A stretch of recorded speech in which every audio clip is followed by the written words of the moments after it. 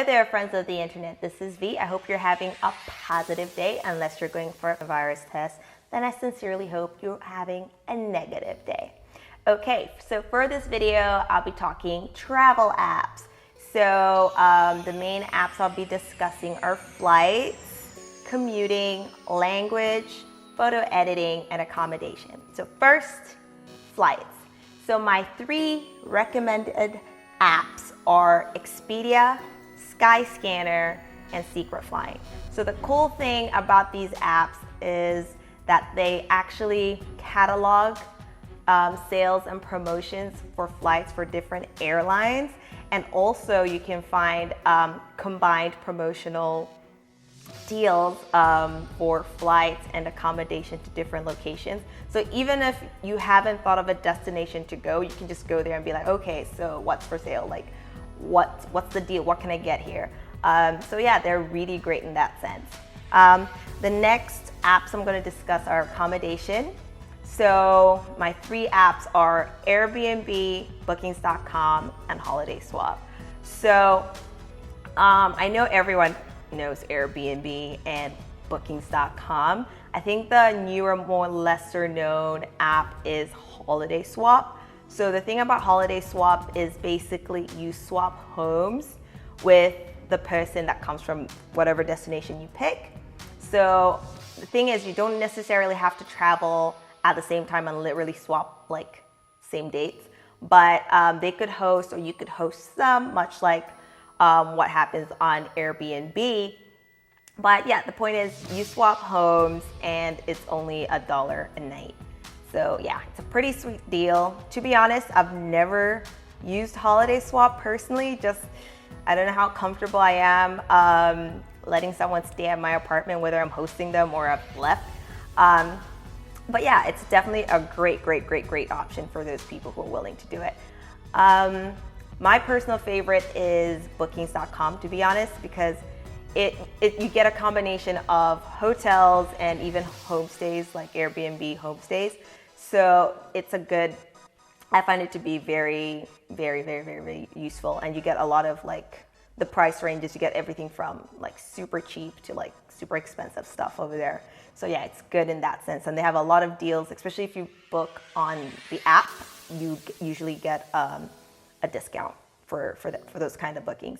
The other app I'm going to discuss is language. So this one I only have one, which is Google Translate, because I just think it works superbly.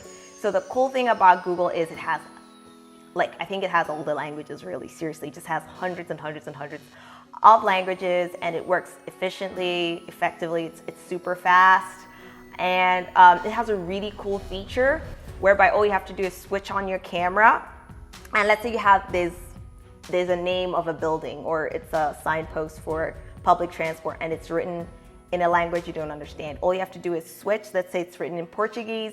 You tell Google the language is in Portuguese. You put your phone camera against it, and literally like magic, all the words will like translate into English or whatever language you prefer. So yeah, so I highly recommend Google Translate. The next app I'm going to discuss are the commuting ones. So Google Map, I think, is epic, because not only is it a map, but it also tells you, it gives you some scheduling stuff for, especially like say Europe. Let me just speak about Europe because I've been there quite a bit. So with Europe, Google Maps is able to tell you like some scheduling for public transport. It tells you where the bus stops are. It tells you where the train station is, when the next bus or train or tram is gonna arrive, etc. Another cool feature with Google, if you get the street view, you can even see structures and like what the building setup is instead of just a flat map. It gives you kind of like a 3D effect, actual virtual imagery. So that works really good. Like you can literally just compare, like, oh, that is the building, so I'm not like lost or anything. So yeah, Google Maps is great. Another app for Europe, Omeo. So Omeo gives you, so this is for if you're trying to travel within Europe from country to country. Say you're trying to go from France to Belgium to the Netherlands to Germany. This gives you a lot of options for road, train, air travel. So gives you all, it's all in one spot. All you have to input is say Paris to Berlin. And then it'll give you the pricings for air travel, bullet train, your regular train, the bus, or if you want to carpool with somebody, it gives you that option. So it's great in that sense that you can get you get to choose your preferred method of transportation to the next country.